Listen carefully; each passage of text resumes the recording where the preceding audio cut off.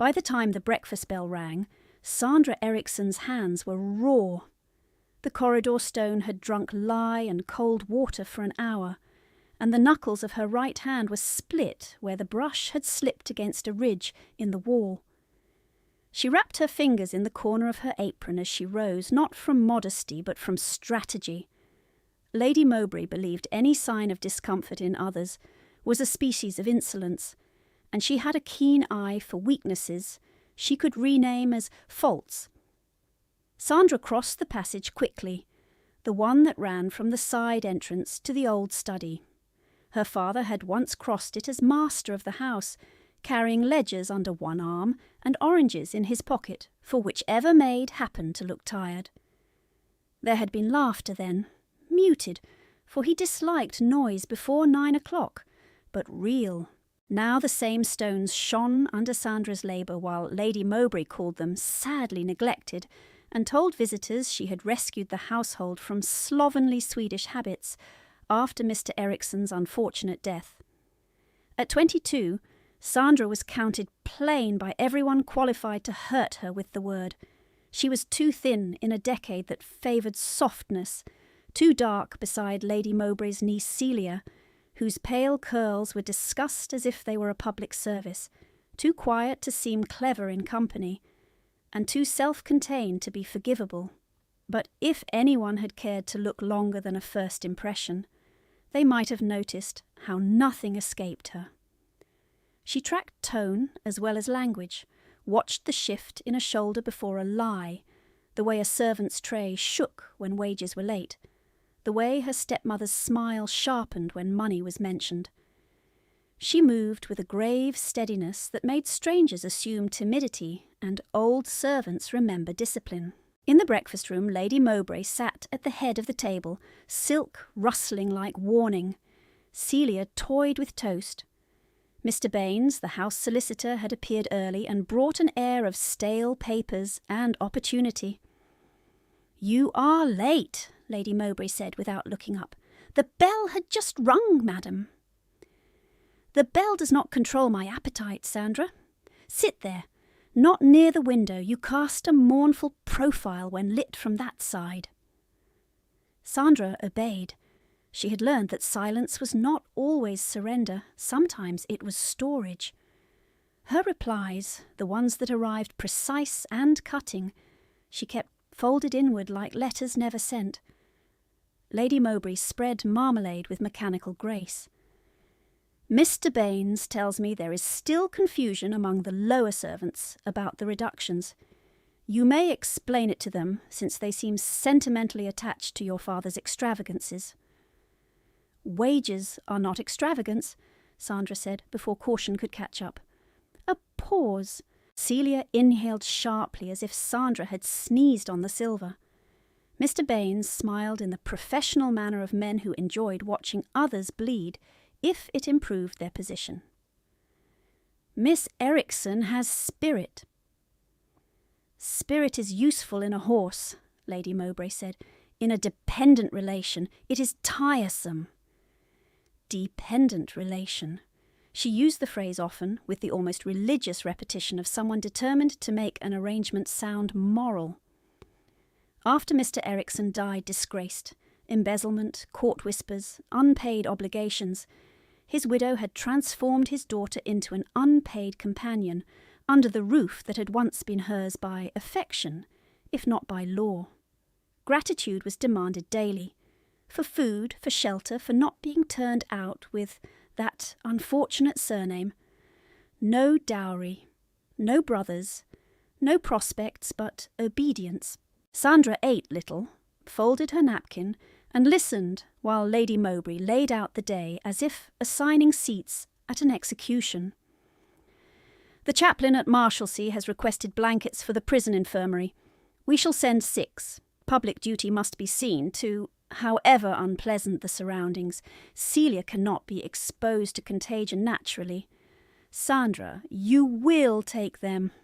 Celia made a face of tragic delicacy. "The odour there clings, does it not?" "So does idleness," Lady Mowbray said, flicking her gaze towards Sandra's bandaged hand. "You may go afternoon, and see that the chaplain signs the receipt. I like charity documented." "Yes, madam." When the meal ended, Sandra climbed to the small room she had been given at the back of the 3rd floor, where the roof angled low and winter came in through the glass. She bolted the door, drew out the false bottom of her workbox, and took from it her father's handbook. Calfskin darkened by years, margins crowded with his disciplined script. At night, by candle end, she copied legal notices and forms into its blank pages, petitions, settlements, procedural terms, teaching herself the language that had destroyed him. If law had buried his name, then law could be forced to exhume it.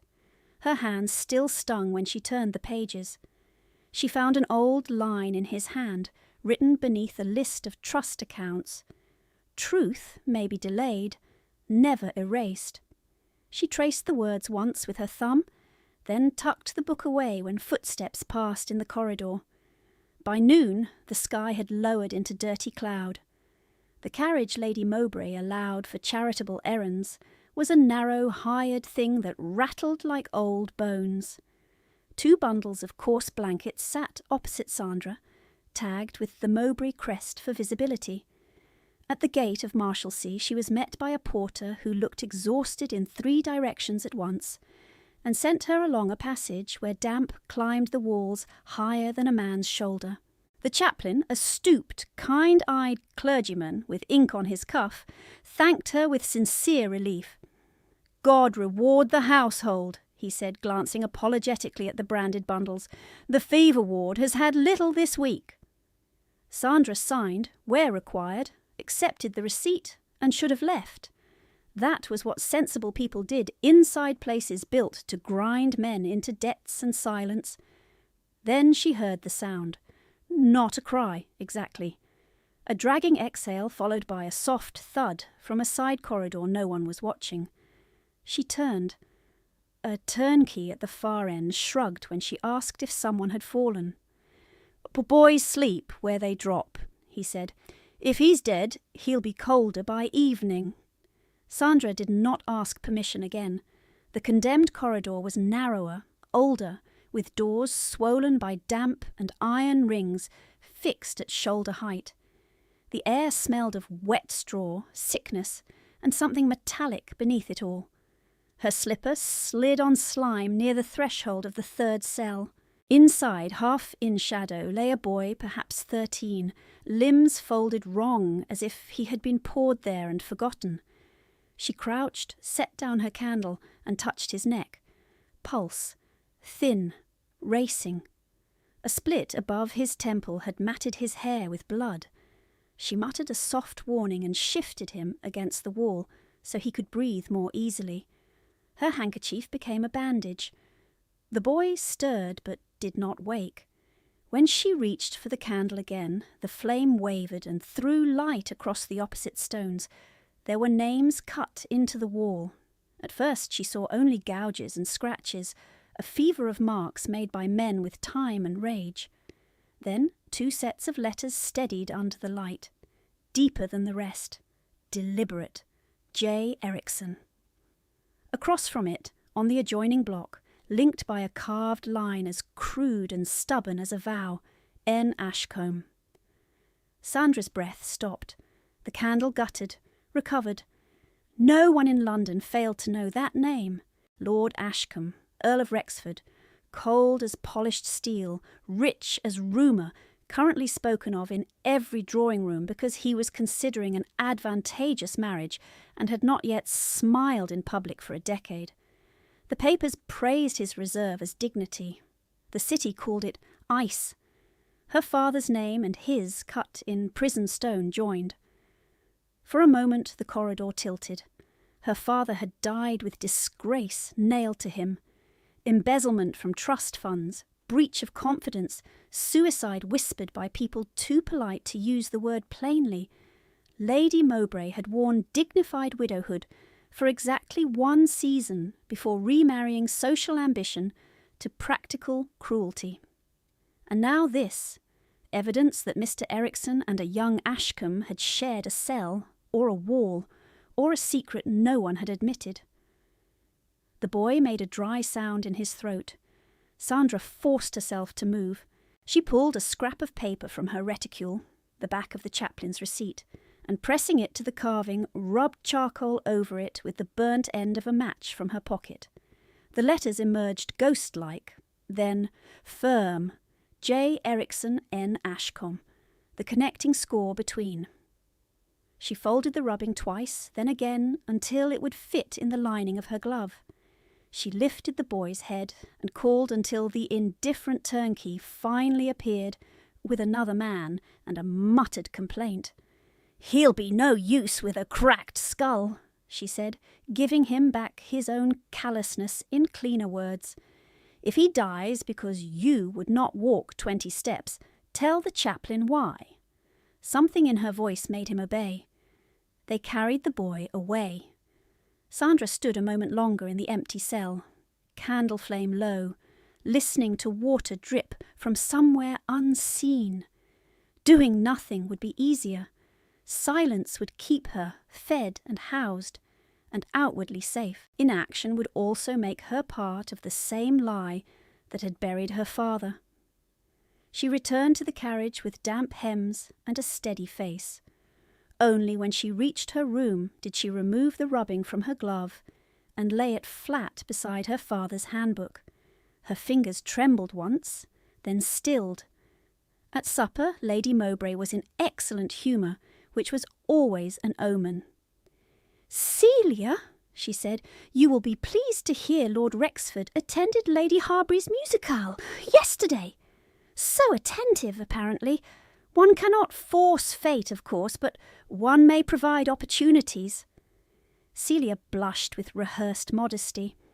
"Aunt, you tease." Lady Mowbray turned to Sandra as one might turn to a servant who had tracked mud on a rug.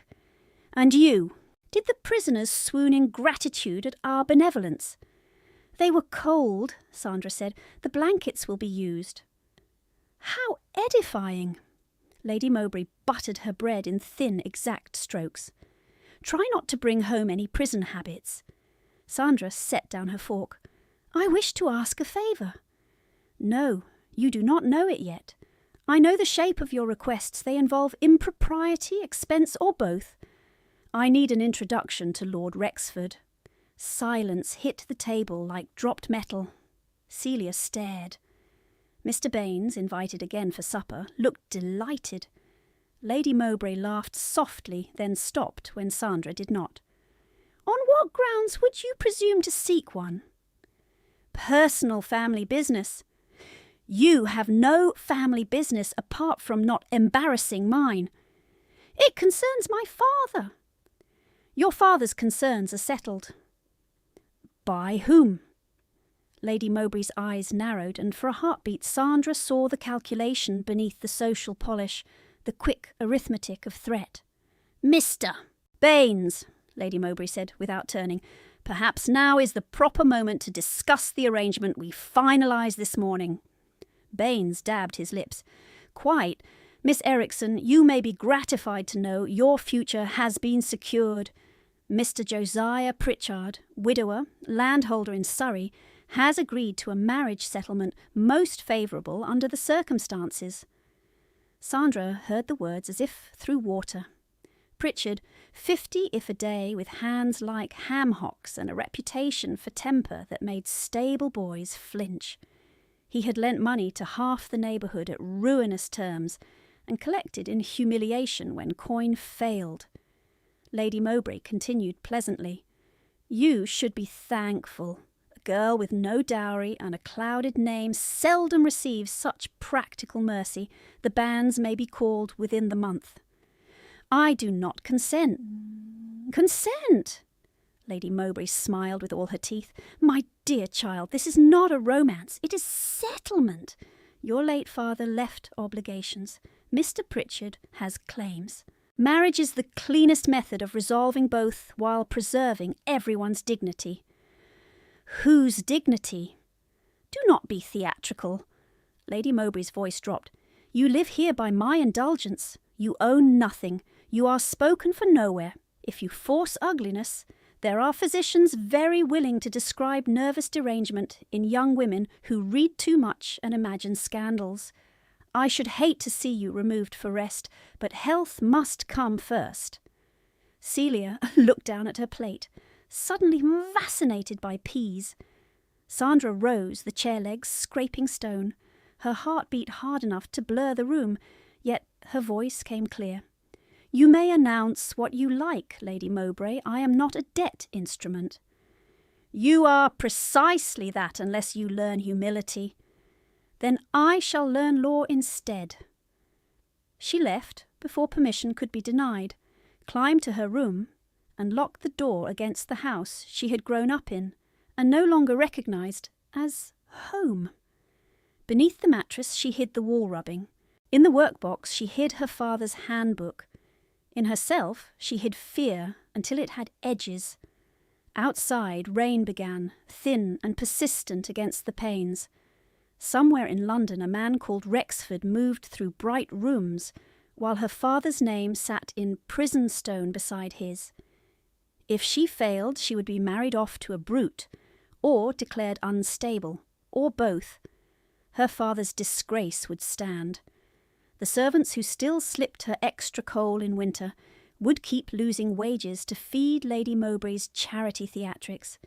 Truth would remain what powerful people said it was. Sandra lit a second candle, opened the handbook, and began to write a list of what she needed: access, witnesses, dates, signatures, leverage. Her hand hurt. She wrote anyway. Her hand hurt. She wrote anyway. Access: Lady Harbury's musical, Thursday, 8:30.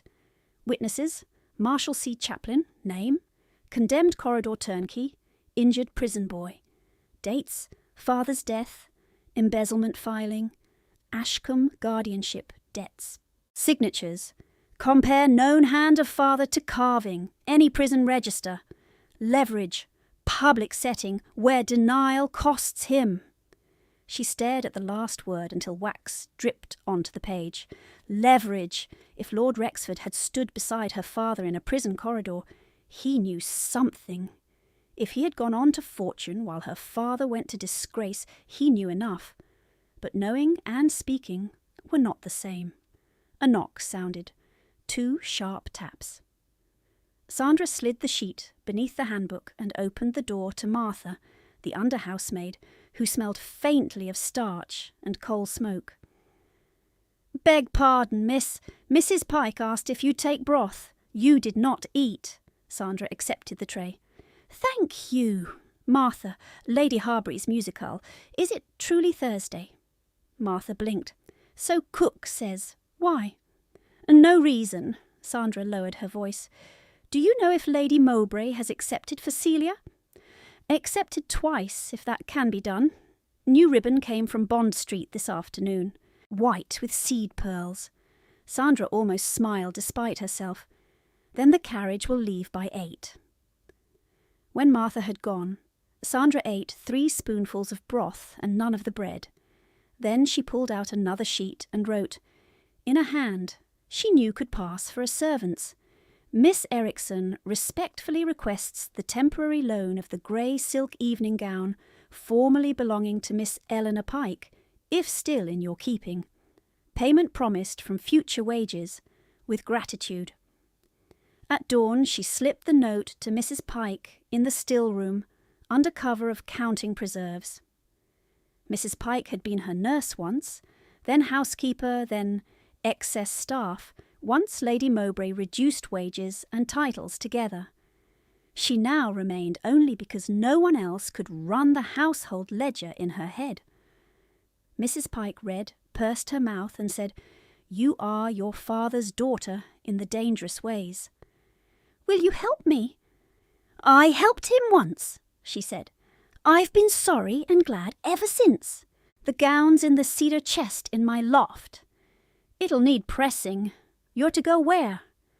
"A musical." "That is not an answer. It is the only one I can risk giving." Mrs. Pike folded the note and tucked it into her sleeve. "Then you'll go as if the devil invited you himself, and you mean to decline politely."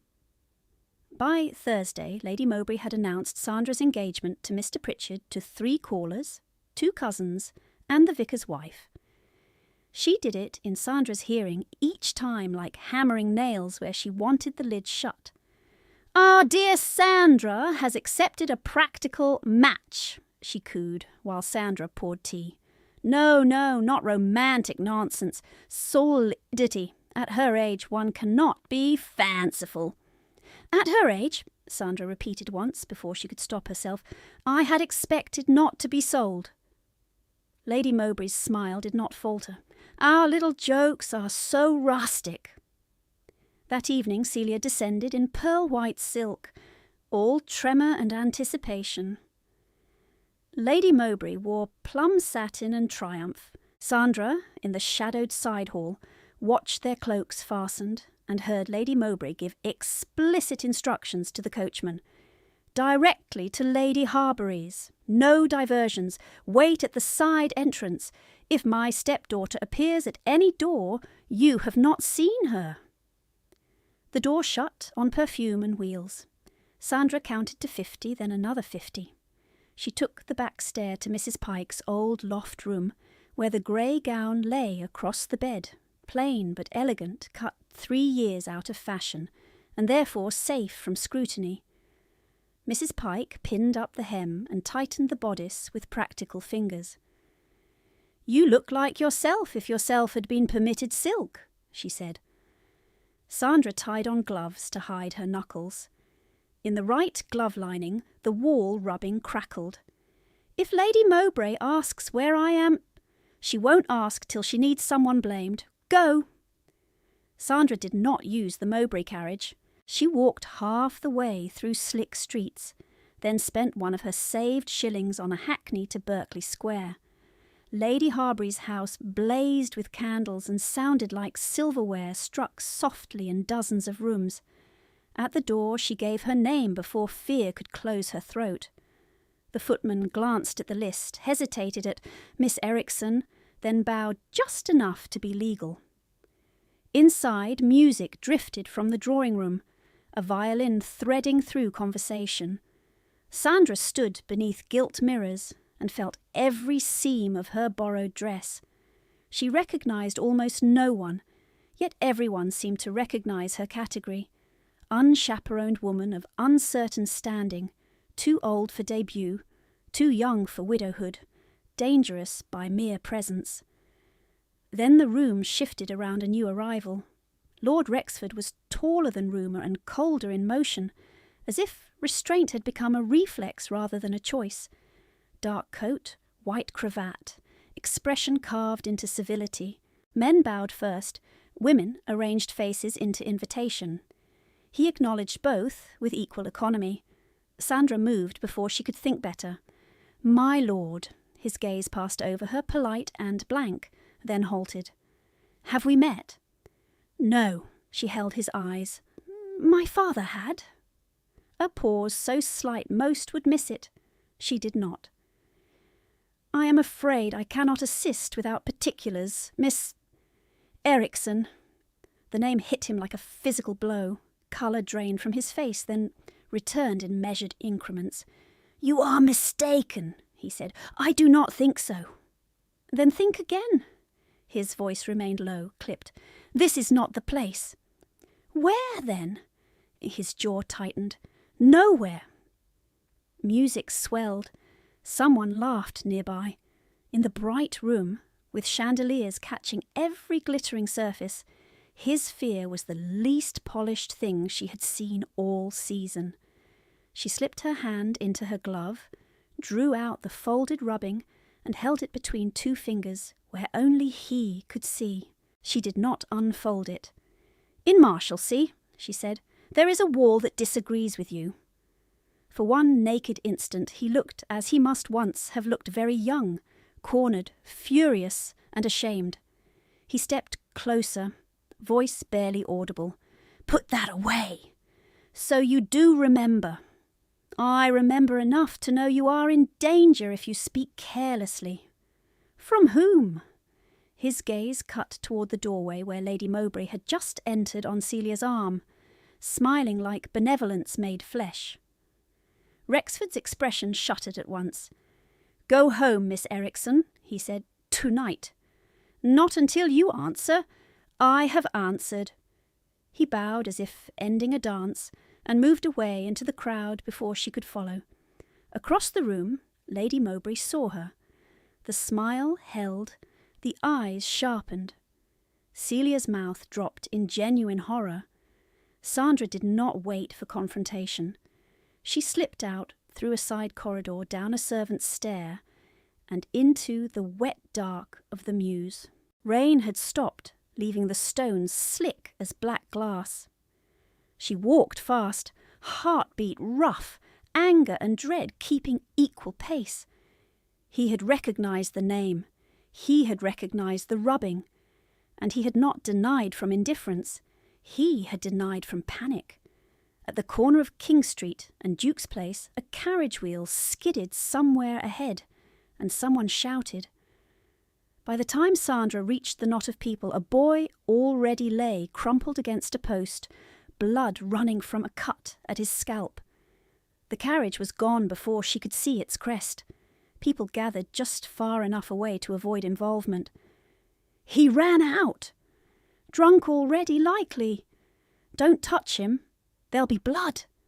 Sandra knelt in the gutter without asking permission from any of them. The boy was maybe 14, all elbows and dirt, with a scalp cut, bleeding down one ear. Conscious, but stunned. "Can you hear me?" He flinched. "Don't send me watch house." "I won't. Hold still." She tore a strip from her petticoat hem and bound the wound tight. "What's your name?" "Tom." "Where do you live, Tom?" He jerked his chin toward a lane off Drury. "With Grandfer Hale. He mends locks." "Can he afford a doctor?" "He says doctors are for gentry and corpses." Sandra almost laughed. "Then he'll have me instead for tonight. Can you stand?" With help, he could. She paid a crossing sweeper to guide them to Hale's address. 2 rooms above a cooper's shop, stair smelling of tar and old beer. An old man opened the door with a file still in his hand and alarm already in his posture. "Tom!" "Carriage clipped him," Sandra said. "He needs rest and clean cloth." Hale ushered them in, muttering gratitude and curses at equal volume. Under lamplight, his lined face resolved into something she had seen before. Not the man himself, but the type. Prison service, old discipline, shoulder permanently braced against old authority. While Tom drank water and tried not to faint, Hale watched Sandra knot the bandage. "You've done this afore," he said. "At Marshalsea today, a younger boy." His eyes narrowed. "You were in Marshalsea?" "Yes." He wiped his mouth with the back of his hand. "My pension came from them 20 year. Turnkey, south wing. Retired when my knee gave. Filth of a place, God mend it." Sandra's pulse gave a hard thud. "Did you ever know a prisoner called Erickson?" Hale stilled.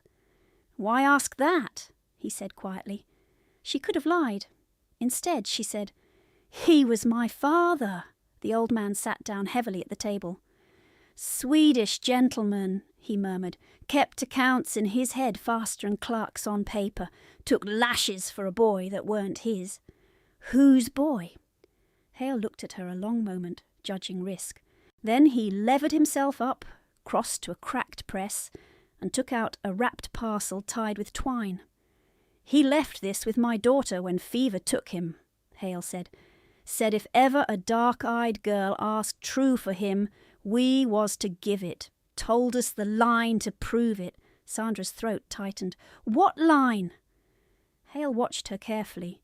She heard her father's voice, in memory, and answered, "Truth may be delayed, never erased." Hale gave one sharp nod and set the parcel on the table.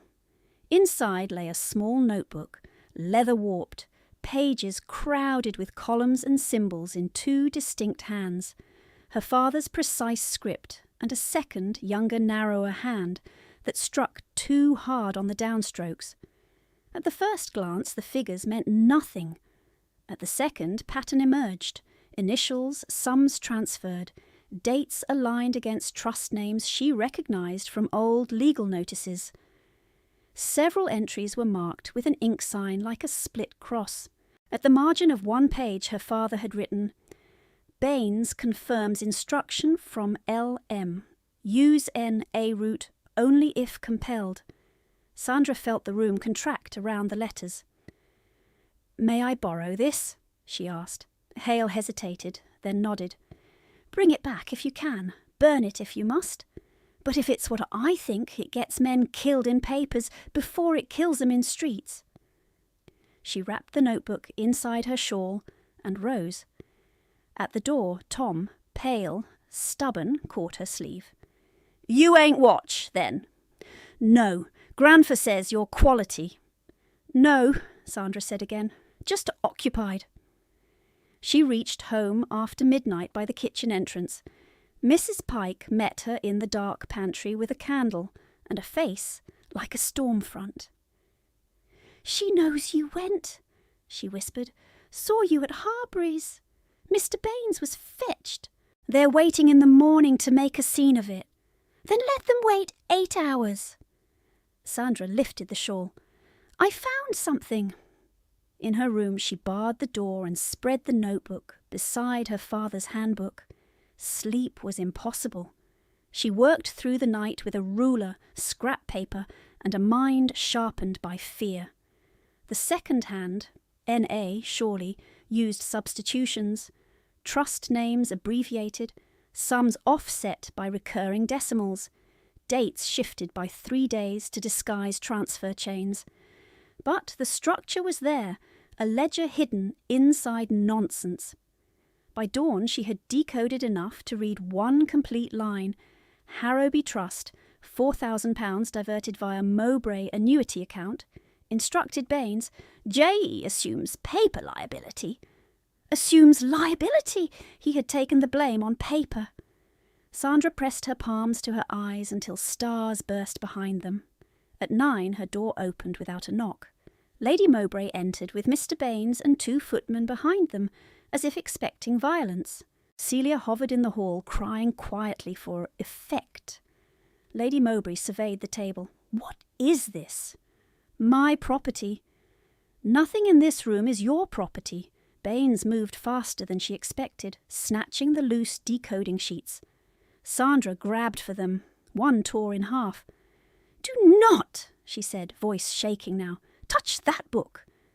Baines already had it. He thumbed pages, saw enough, and went pale under his whiskers. "Dangerous rubbish," he said too quickly. Lady Mowbray held out her hand. He gave her the notebook. For a second, Sandra hoped Lady Mowbray would hide it, deny it, manoeuvre.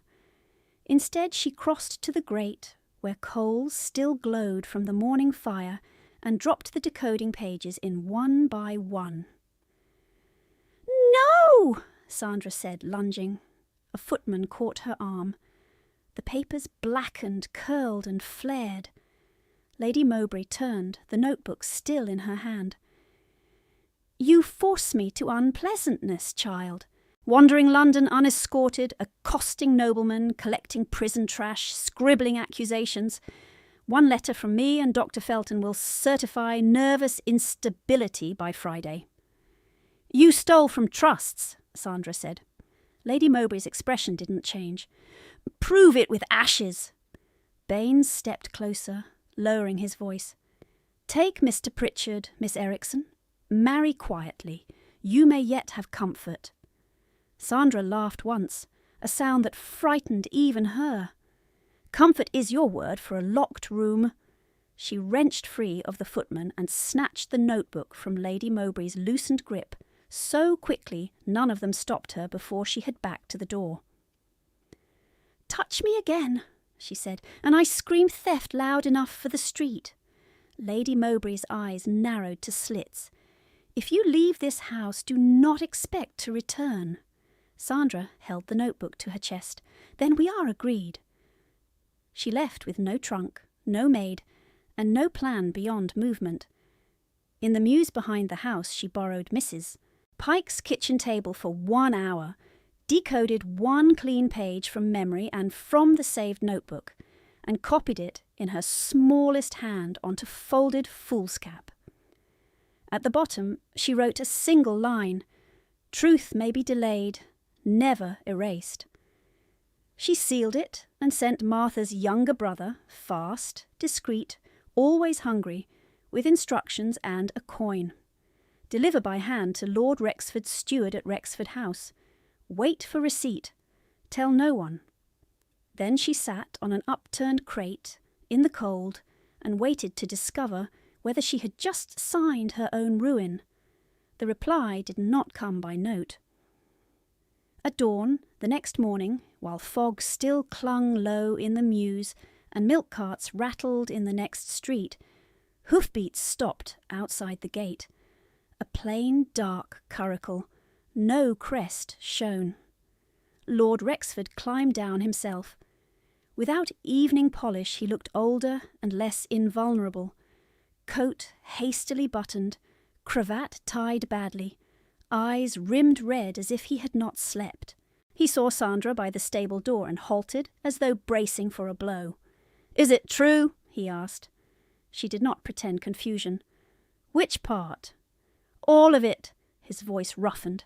"The columns, Baines, Lady Mowbray. It is in your hand as well as my father's." He shut his eyes briefly. "God! Do not invoke him as if this surprised you, my lord." "It does not surprise me. It condemns me." He looked past her to the wet cobbles, then back, and when he spoke again, the practised reserve was gone. "My father died when I was 19. My guardian took loans against the title to cover political gambling. When creditors came, he hid assets in names that could be sacrificed, mine among them.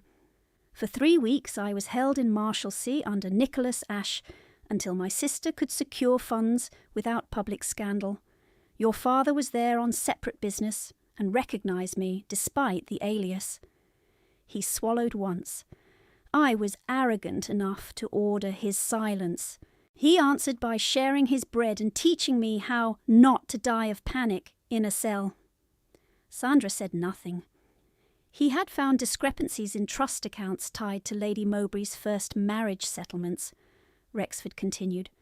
He believed Baines was moving money through debt instruments to cover my guardian's holes and Lady Mowbray's ambitions. When inquiry began, he took primary liability to prevent the chain from reaching my sister and me before I could establish the title. He made me promise that if ever proof survived, I would clear his name and protect you. And you did neither. He flinched as if struck. "No, I told myself you were safe here. I told myself speaking would ruin my sister's prospects, ignite Parliament gossip, drag us all through filth and fail anyway, because evidence had been buried. I called it prudence. It was cowardice with better tailoring." Fog drifted between them in thin strips. Somewhere a groom coughed. Sandra held the notebook tighter. "Lady Mowbray has arranged my marriage to Pritchard within the month. She has already threatened physicians and confinement if I accuse her." Rexford's face went hard. "I can remove you from this at once. You can stay at my sister's dower house until—" "No," her answer cut clean. "I'm not asking to be moved like furniture from one powerful household to another." He stared at her. "I asked for truth," she said. "You brought confession, which is a beginning, not an end. If you mean to honour a dead promise, we do this properly. I bring witnesses. Hale, the chaplain, the carving, any prison register left unburned. I will decode the remaining entries and swear to my work. You bring your name under oath, your barrister, and every record your estate can pry from Baines's transactions." He took that in, jaw clenched. "You would stand in court against Lady Mowbray." "I have stood in her breakfast room for 5 years. Court will be an improvement. For the first time, despite everything, something like respect and grief crossed his face. "What if we lose?" he asked quietly. "Then I lose speaking, not kneeling," She stepped closer. "Choose, Lord Rexford. Silence already cost my father his name. It nearly cost me mine." He bowed his head once, not socially, but in surrender to fact. "Partnership, then," he said. "No more delay." Sandra extended her hand, ink-stained, scraped, steady. He took it. He took it. For one brief second the clasp between them felt less like agreement and more like a bridge thrown over open water. Then the muse returned, whetstone, horse-breath, distant wheels, and both of them let go. "Come inside," Sandra said. "Not through the front court. Lady Mowbray has eyes there." Rexford followed her into the narrow service kitchen Mrs. Pike used for pickling and winter stores. The old housekeeper looked up from a ledger, took in the Earl without visible surprise, and only said, "Shall I put on tea, or will War do without it?" "Tea," Sandra said, because her hands had started to shake. Within minutes the table held more than cups. The notebook, Sandra's copied page, a list of names, and Rexford's signet pressed into warm wax on 3 hastily written orders. He dispatched a groom to fetch his barrister, Mr. Linton. Another note went to his steward to freeze any payments to Baines-linked accounts until reviewed. A third went to Marshalsea's governor requesting immediate access to old debtor logs for a state audit. The phrasing was bland enough to pass if intercepted. Mrs. Pike read the list upside down and grunted. "You'll want the chaplain's Christian name, Ezra Bell. Honest as old bread." Sandra wrote it down. They had just begun sorting the notebook columns into formal exhibits when a delivery boy pounded at the back door with a folded broadside still damp from ink. Mrs. Pike took it, scanned, and swore in a way Sandra had never heard from her nurse. Lady Mowbray had moved first. The notice declared that Miss Sandra Erickson had absconded from her lawful guardian's household with private financial papers, was in a state of nervous agitation, and had fallen under unsuitable male influence. A physician's statement, unsigned in print but clearly Dr. Felton's style, advised temporary supervised rest. At the bottom, in smaller type, Mr. Pritchard's solicitor gave public warning that the marriage contract remained in force and that attempts to interfere would be prosecuted as fraud. Sandra felt the blood drain from her face. "She printed it." "She printed it before breakfast," Mrs. Pike said. "Which means she wrote it last night." Rexford read the broadside once, jaw tightening. "She is laying groundwork to discredit your testimony and justify seizure." "And to make it indecent for anyone to shelter me," Sandra said quietly. "Any house that admits me as hosting a runaway fiancé and a hysteric." Mrs. Pike put down the kettle with a hard clink. "Then we stop pretending we have time." By 10 they were at Marshalsea, Rexford this time entering openly under his name while Sandra came as his clerk, veil down. The porter who had shrugged at dying boys 2 days earlier now bowed himself crooked and suddenly remembered every courtesy.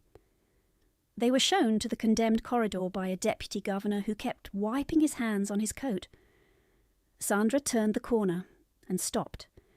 The wall had been scraped and lime-washed overnight, fresh white streaked where damp stone should have been mottled brown. The block where her father's name had been carved bore chisel marks, shallow but deliberate, as if someone had repaired that exact section and no other. The opposite block had a patch of mortar still wet. "No," she said, before she knew she was speaking. The deputy coughed. "Sanitation order. Rot in the old stone. Necessary improvement." "Today?" Rexford asked, voice flat. "On this corridor alone?" "Routine maintenance, my lord." Sandra stepped up, touched the plaster. It came away chalky on her fingertip. Beneath, she could just feel one gouged line, severed midway, erased but not entirely gone. "Who ordered this?" she asked. The deputy looked between her veil and Rexford's expression and chose survival. Written instruction from the chaplain's office, countersigned by Mr. Baines as charitable trustee. Ezra Bell would never have done this. Baines had used his name. When they found the chaplain, he looked stricken and older than she remembered from 3 days ago. "I signed no such order," he said. "A clerk brought forms while I was in fever ward. Said they were blanket receipts. I did not read closely enough. God forgive me." Sandra lifted her chin. "You can testify to that." His shoulders squared, shame turning to resolve. "I can, and I will." They left with less than they had brought. No wall, no intact carving, no confidence that any physical place would remain untouched once named. As they reached the gate, 2 women across the street stopped talking and stared openly at Sandra's veil. One murmured the word mad. The broadside was already doing its work. If Lady Mowbray succeeded, Sandra would lose legal standing before she could speak. The forced marriage would proceed as debt settlement. The notebook would be dismissed as theft and fantasy. Mr. Erickson's name would remain criminal in record and memory, and every servant who had trusted Sandra with small acts of loyalty would learn exactly what loyalty cost. By afternoon, Rexford had moved Sandra to rooms above Mr. Linton's chambers, in Lincoln's Inn Fields, neutral ground with locks that answered to law rather than gossip. Mrs. Pike came with 1 trunk and no wages. "She turned me out," Mrs. Pike reported, setting down the trunk with dignity. "Said I was contaminated by sentiment." "You left before she could dock your references?" Sandra asked. Mrs. Pike snorted. "At my age, references are for people who don't know where bodies are buried." They worked through dusk. Linton arrived thin as a quill and sharp enough to cut glass, and began drafting affidavits. Sandra on discovery and decoding, Chaplain Bell on forged maintenance order, Hale on custody chain of the notebook, Rexford on prison identity and promise. "If they attack your competence," he told Sandra, "answer only the question asked and with dates where possible. Facts read as sanity." At 7, Hale was due to sign. At 8, he had not come. Tom arrived instead, hatless and panting, face blanched with shock. "They came," he gasped from the doorway. "2 men from Pritchard's yard, I think. Said Granfer had stole records from Quality, broke the press, beat him, took him in a cart. I ran." Sandra was already on her feet. "Where?" "Don't know. East, maybe. They covered the cart mark." Rexford swore under his breath and turned to Linton. "Send to Bow Street, quietly." Linton's mouth thinned. Bow Street takes instructions from whoever arrives first with money and manners. We arrive first with both. They searched anyway.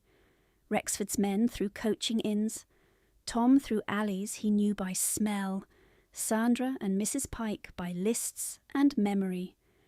Midnight passed. No Hale. At 2 in the morning, when Sandra finally returned to chambers with mud on her hem and cold in her bones, she found the door lock splintered.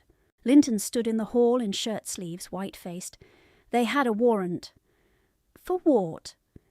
Recovery of stolen financial property belonging to Lady Mowbray's household.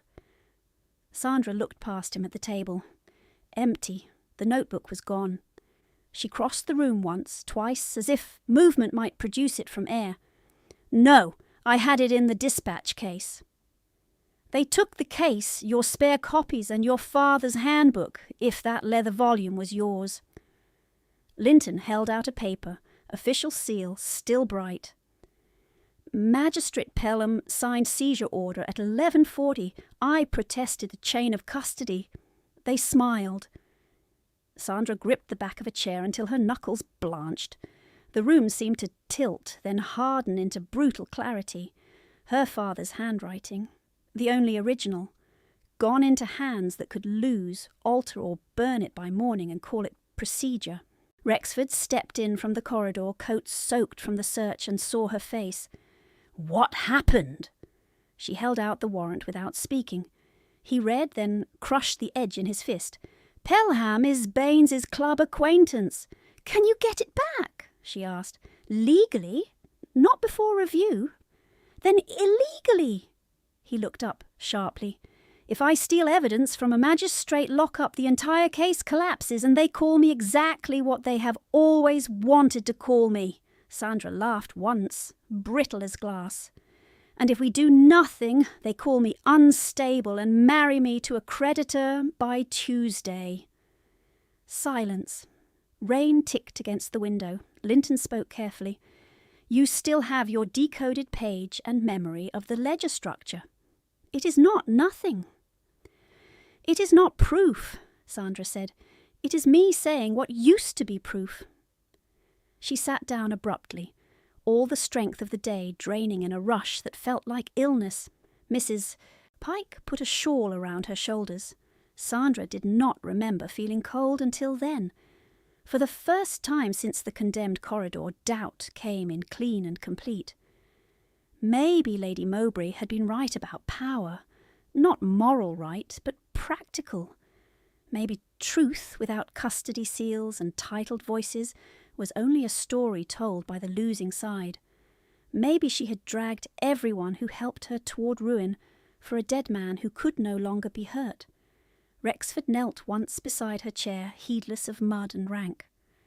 "Look at me!" She did. "We are not done," he said, and there was no polish left in the words. "Do you hear me? Not done. I'm tired of being brave in rooms where men misplace evidence. I know. No, you do not." He took that blow and did not defend himself. "You're right. I do not know this version of it. I am learning late and badly. But I am still here." It should have comforted her more than it did. She nodded because she could not trust speech, and he rose because he understood that too. Near dawn, Rexford went back to his own house for the first time in 2 days.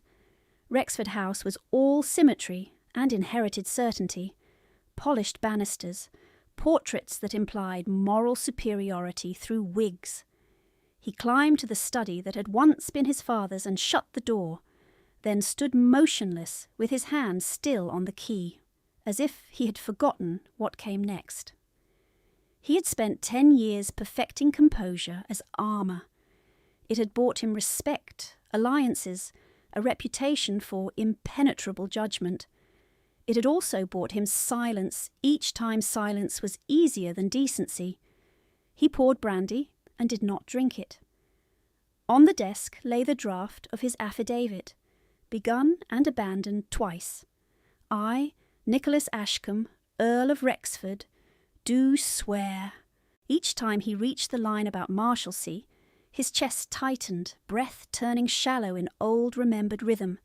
The cell damp, iron ring in the wall, Ericsson's steady voice teaching him to count backward from panic so he would not claw the door raw.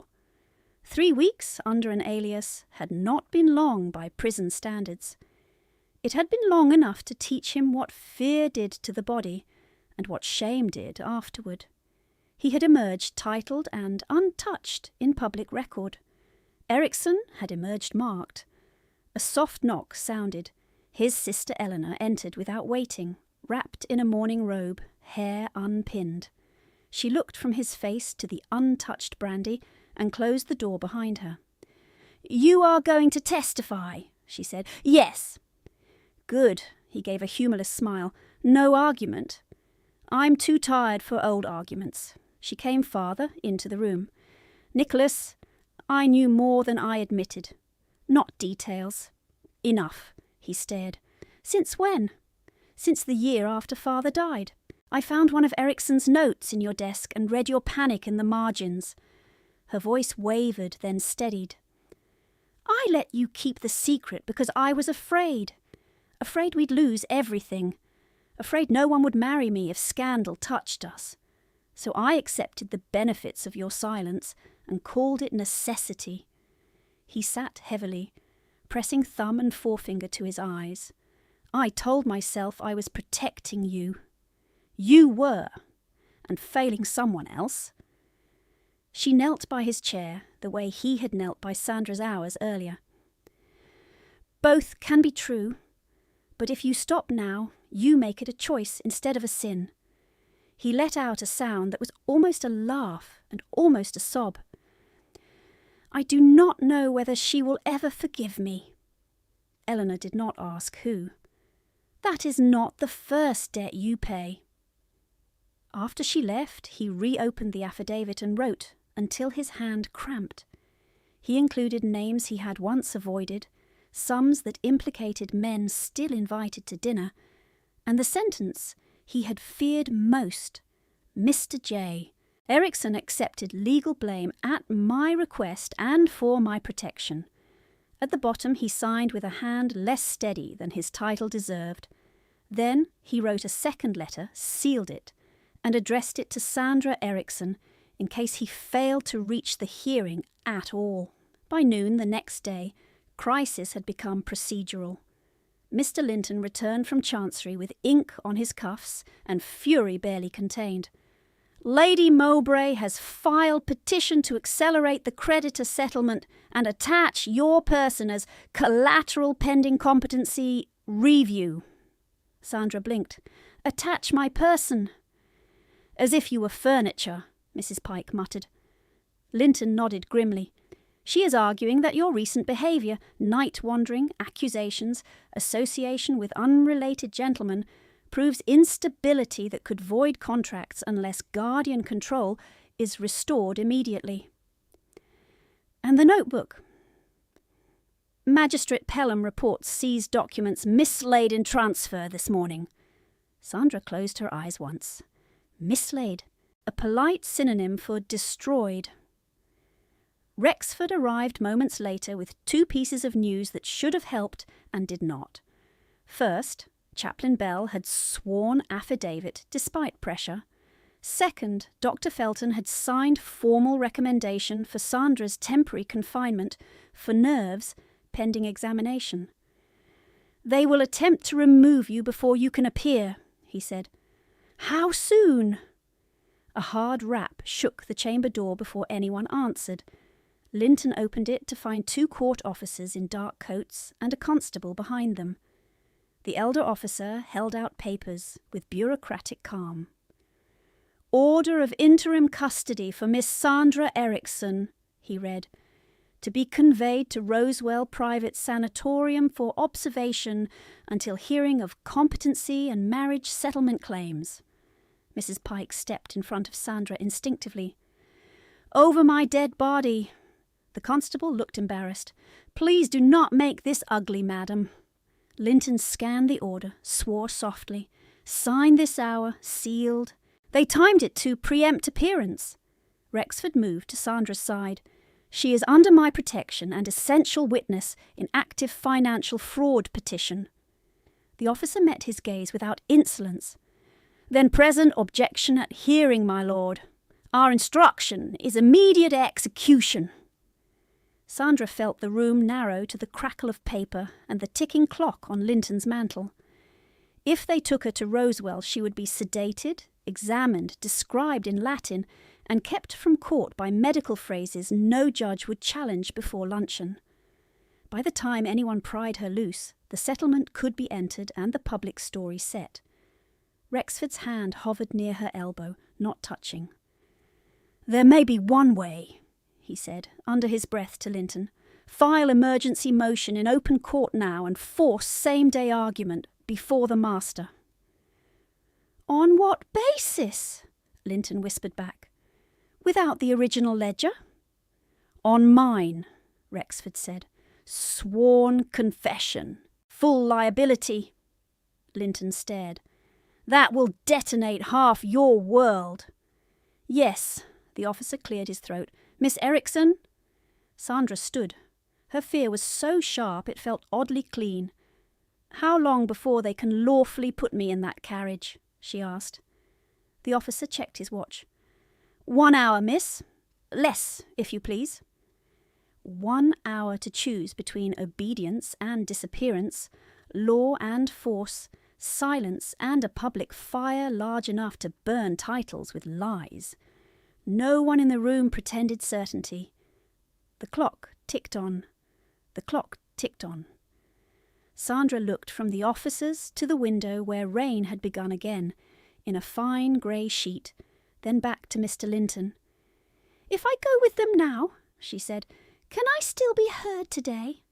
Linton's mouth tightened. "Not if Rosewell receives you first." She turned to the elder officer. "If I present myself voluntarily at Chancery under escort to answer the competency petition directly, do you have authority to refuse?" He hesitated. The constable shifted his weight. They were men accustomed to carrying out orders, not interrogating their own edges. Rexford stepped in, voice clipped and lethal. "You have authority to avoid unlawful detention when a respondent appears before the court herself. Do you wish your name in a contempt inquiry, Mr. Graves?" the officer said quickly. "No contempt desired." Sandra didn't wait for anyone else to decide. "Then we go now. Mr. Linton files the emergency motion. I go in with the custody order in my hand and ask to speak before they can shut me in a carriage." Mrs. Pike caught her wrist once. "You'll stand?" Sandra met her eyes. "I have been standing for years." Within minutes they were moving. Linton ahead through the rain toward Chancery, coat flapping, clerk at his heels with a sheaf of damp papers. Rexford and Sandra in a hired carriage with Officer Graves opposite, custody order folded like a threat between his gloves. The wheels hammered through puddles and shouting traffic. Rexford leaned forward, voice low. "When we are inside, they will try to bait you into anger. Do not give them performance." "I know." She drew a breath, held it, released. "Facts readers' sanity." He looked at her with something like anguish and pride. "Yes." "And you?" He didn't look away. "I am done being careful." The courtroom assigned to motions was already crowded by the time they arrived. Clerks shoulder to shoulder, solicitors whispering, spectators scented with wet wool and curiosity. Word had spread. It always did when money, title, and a woman's reputation were likely to be torn open in public. At the front, beneath high windows filmed with rain, the master in Chancery took his seat. On one side stood Lady Mowbray in black satin and widow's lace, pale and composed as a portrait of injured virtue. Beside her, Mr. Baines, whiskers immaculate, Mr. Pritchard, red-faced and broad, and Doctor Felton carrying a leather case as if diagnosis were a weapon. On the other side, Linton, lean and ink-stained, Rexford, grim, Sandra, veil lifted now, hands bare. A murmur moved through the room when people recognised her. Dependent girl, runaway fiancée, possible lunatic, possible liar. She could almost hear the categories clicking into place. The master struck once with his gavel. Matter of Mowbray versus Eriksson, petition for interim custody and enforcement of marriage settlement obligations with emergency objection filed by counsel for respondent. Proceed. Baines was first on his feet. "My lord, this is a straightforward guardianship protection. Miss Eriksson has exhibited unstable conduct, absented herself from lawful household control, and has been manipulated by interested parties to make fanciful accusations against her benefactors." Doctor. "Felton will attest to her condition." "Before he does," Linton said, rising, "the respondent asks to be heard directly on competency and coercion." Baines smiled thinly. "My learned friend would put delusion on display as evidence." The master looked over his spectacles at Sandra. "Miss Eriksson, can you answer plain questions without interruption and without rhetoric?" "Yes, my lord." "Then speak." Sandra stepped forward. The floor felt strangely steady under her feet. My lord, I was informed yesterday that I am to be married within the month to Mr. Pritchard to satisfy debts I never incurred. I did not consent. When I objected, Lady Mowbray threatened medical confinement for nerves. Today officers arrived with that order. She held up the folded paper. Officer Graves nodded from the side wall, unwilling witness. I ask the court not to remove me before hearing evidence of fraud in the trust accounts used to justify this settlement. Lady Mowbray gave a soft, sorrowing laugh.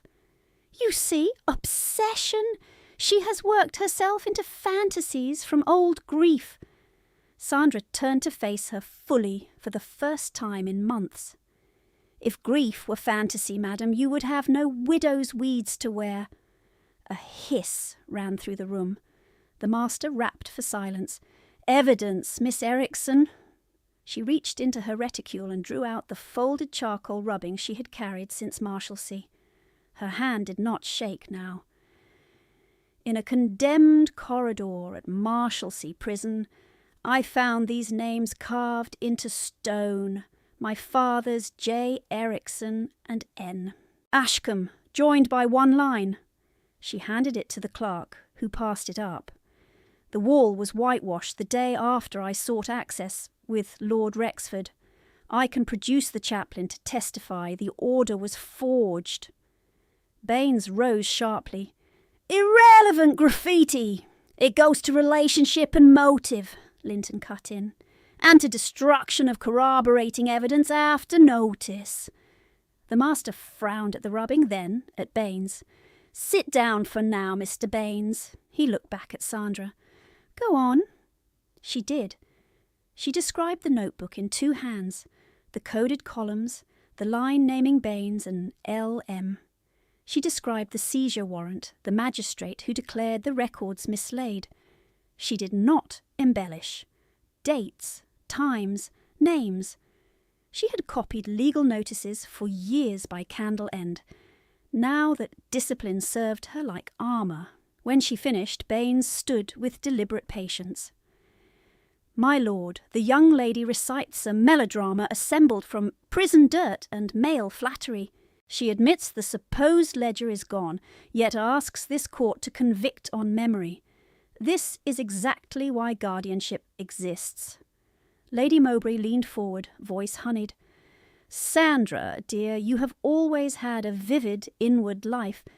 If you return quietly, no one need be embarrassed. Dr. Felton can arrange rest, and Mr. Pritchard remains willing to be generous. Mr. Pritchard grunted assent, as if generosity were a livestock term. Sandra faced the bench.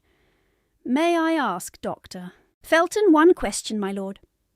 The master lifted a brow. One, Sandra turned. Doctor, how many times have you examined me in person? Felton blinked. I have reviewed reports of your behaviour. How many times have you examined me? He adjusted his cuffs. None directly. Yet you signed confinement papers. It is not uncommon where family reports are reliable. Family, Sandra repeated, or paymaster. Felton flushed. I will not be insulted by, nor I by medicine sold as muzzle, she said, and looked back to the master. He diagnosed me from Lady Mowbray's drawing-room. The master's expression sharpened. Noted, Linton rose. My lord, we call Lord Rexford. The room inhaled as one body. Rexford stepped into the witness place and took oath in a voice that carried to the back wall. When asked if he knew John Erickson, he answered without pause. Yes, in Marshalsea prison, under an assumed name. Whispers broke like surf. The master thundered for order. Rexford continued. Each sentence a blow landed on his own history. He told of the alias, the debt collapse, Erickson's aid, the promise. He told of silence chosen for rank and family. He told of Baines handling adjustments through trusts connected to Lady Mowbray's household. He did not spare himself. Sandra felt the truth of that like heat. Baines attacked hard on cross-examination. My lord of Rexford admits deception, aliases, concealed debts and panic. Why should this court trust a self-confessed liar now? Rexford's face did not move. Because I am lying against my own interest today, not for it. Or for the interest of the woman beside you, Baines snapped. An infatuation convenient to her escape from a lawful marriage. Lady Mowbray let out a tiny gasp, perfectly timed for outrage.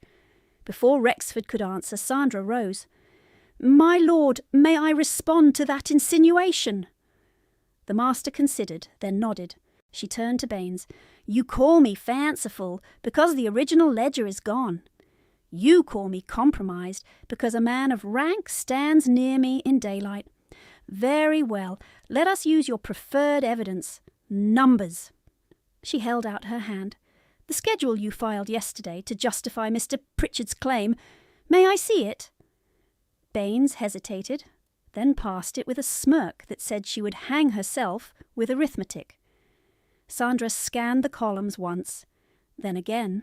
The room seemed to recede, leaving only ink.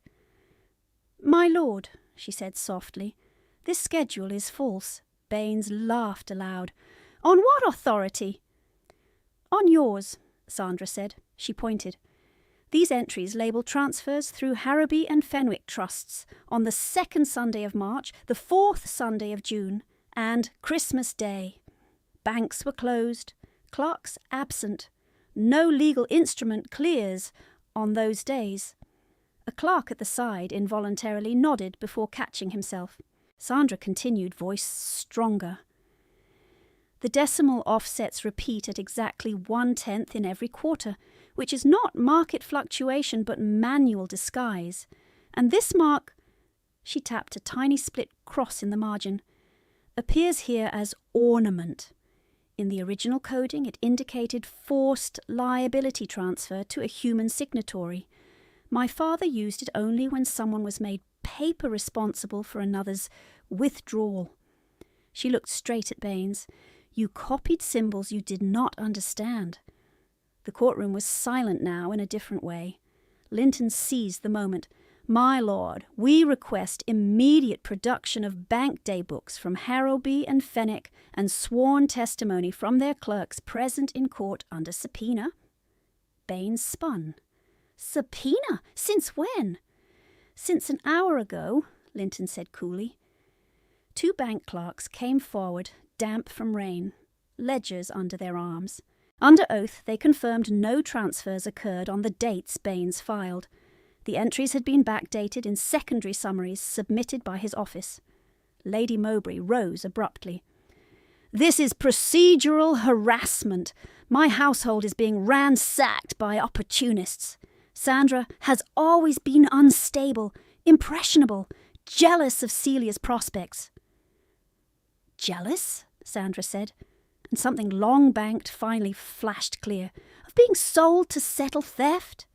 Of being told gratitude while my wages were stolen and my father buried under your accounts? You mistake silence for emptiness, Lady Mowbray. It was record-keeping. The master's gavel cracked. Enough! We will hear the remaining witnesses. Chaplain Bell testified to the forged maintenance order and to Sandra finding an injured boy while others ignored him. Tom, hat crushed in both hands, testified that men from Pritchard's yard took Hale by force. Then, just as Linton began to call the last witness in absentia, the rear doors opened.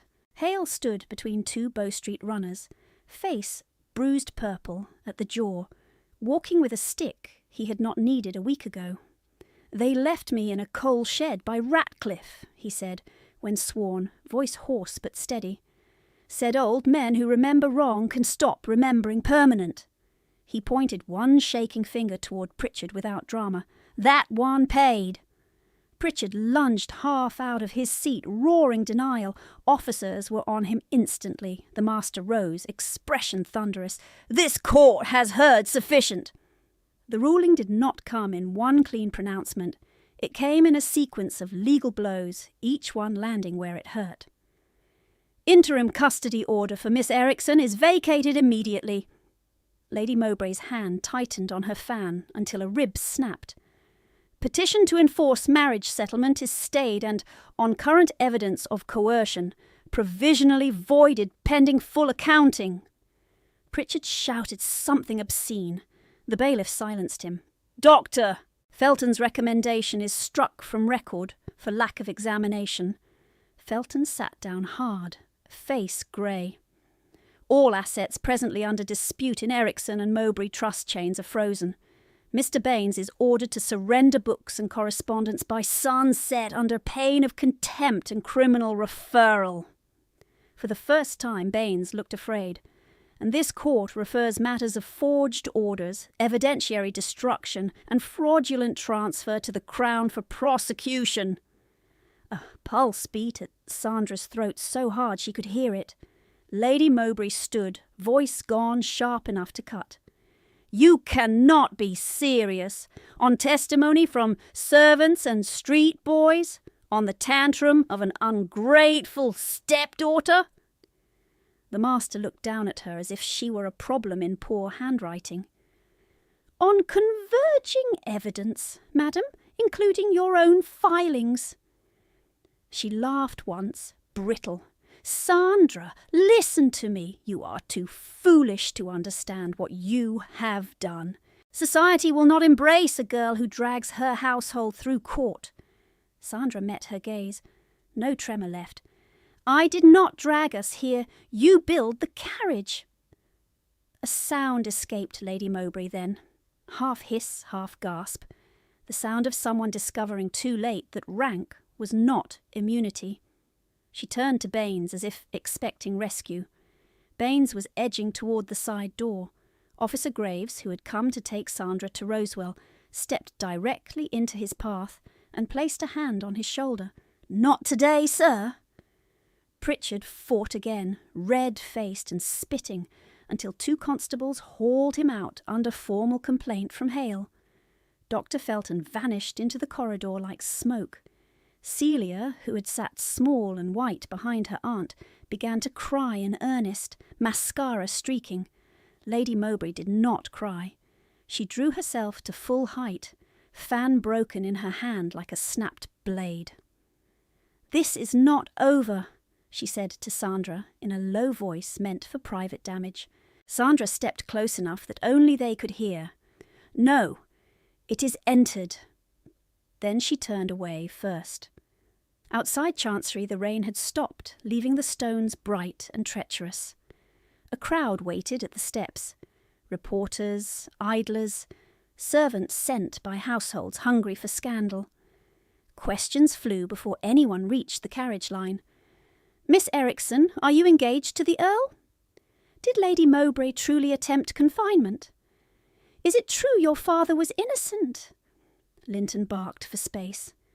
Rexford positioned himself at Sandra's shoulder without touching her. Mrs. Pike appeared from nowhere with a shawl and wrapped it around Sandra's damp sleeves, like a benediction.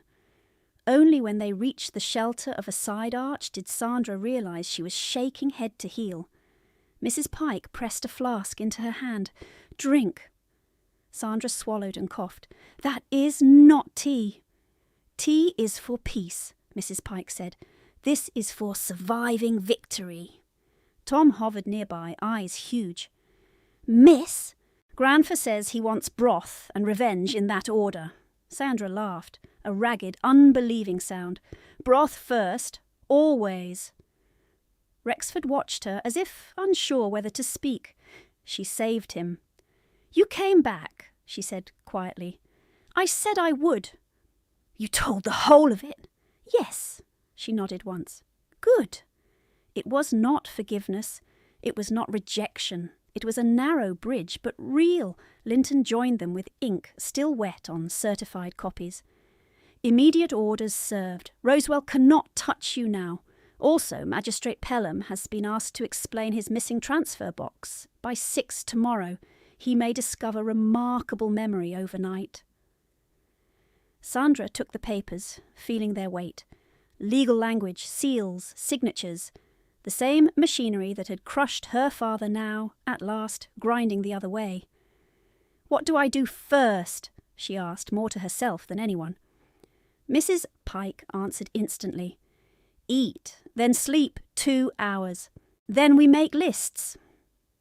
Sandra looked at her and smiled properly for what felt like the first time in years. Yes, lists. 3 evenings later, when the first wave of statements had been filed, and the house in Lincoln's Inn had finally gone quiet, Rexford asked if he might call privately. Sandra received him in Linton's borrowed sitting room, plain wallpaper, coal fire low. She wore a dark wool dress and no ornament except ink smudged on her thumb. He looked as he had in the Muse that dawn, less armoured than titled men were trained to be. For a long moment neither spoke. He broke first. "I have rehearsed this, which means I should probably not use any of it." Sandra's mouth twitched. "A promising start." He exhaled, almost a laugh, then sobered. "I owe you more apologies than there are evenings, but apology is not the core of it, not now." He stepped closer, hands ungloved, empty. "I was taught to treat feeling as a liability and people as responsibilities arranged by rank. Then you walked into a courtroom with your life on the line and spoke as if truth belonged to you by right, not permission." "It does," she said. "Yes." His voice softened. "You make me want to deserve the world I inherited instead of merely occupying it." Sandra looked at the fire. "That is a dangerous compliment, my lord." "Nicholas," he said, a little raw. "Please." She met his eyes. "Nicholas, then." Relief flickered across his face, small and startling. "I do not love you because you needed rescue," he said. "I love you because you refused it when it would have been easiest. I love the way you think in ledgers and ethics at once. I love that you can be kind to a bleeding boy in a gutter and merciless to a forged column. I love," he swallowed, "that when I was worst you still asked me to stand beside you, not behind you." The room held still around them. Sandra's hands tightened on the back of a chair. "You are asking for something from a woman who has spent years being told she was a burden sold by the ounce." "I am asking for partnership." He took a breath. "And if you cannot offer it, I will still spend the rest of my life grateful that you dragged me into decency." She walked to the window, touched the cold glass, then turned back. "I am afraid of being absorbed," she said plainly, "of becoming Lady Rexford and disappearing inside dinners and dynastic smiles. I am afraid of owing my safety to your name." "Then do not owe it," he said at once. "Keep your property in your own right. Keep your legal accounts separate if you wish. Keep rooms no one enters without invitation. Tell me every boundary, and I will sign it." She studied him, testing for polish, for strategy. Found neither. "Not every boundary," she said. "Some are not for paper." He nodded. "Then for trust. Over time." She came back to the hearth, close enough to see the sleeplessness under his eyes. "If we marry," she said, "the settlement includes funds for a schoolroom for servants' children. On estate land, permanent endowment, not whim. And a legal aid account for indebted women, petition drafting, representation, real sums." His answer came without pause. "Done." "You did not ask the amount." "I assume it will be large." "It will." "Good." She laughed softly, shaking her head. "You make this difficult to refuse." He looked suddenly uncertain, almost boyish despite everything. "Is that an answer?" Sandra let the silence stretch 1 heartbeat, 2. Then she reached for his hand and placed it deliberately over her own racing pulse at her wrist. "Yes," she said, "that is an answer." He closed his eyes briefly, as if steadying against joy. When he opened them, there was no reserve left, only wonder and fierce tenderness. "Will you marry me, Sandra Eriksson?" "I will marry you, Nicholas Ashcombe, but not to vanish." never to vanish, he said.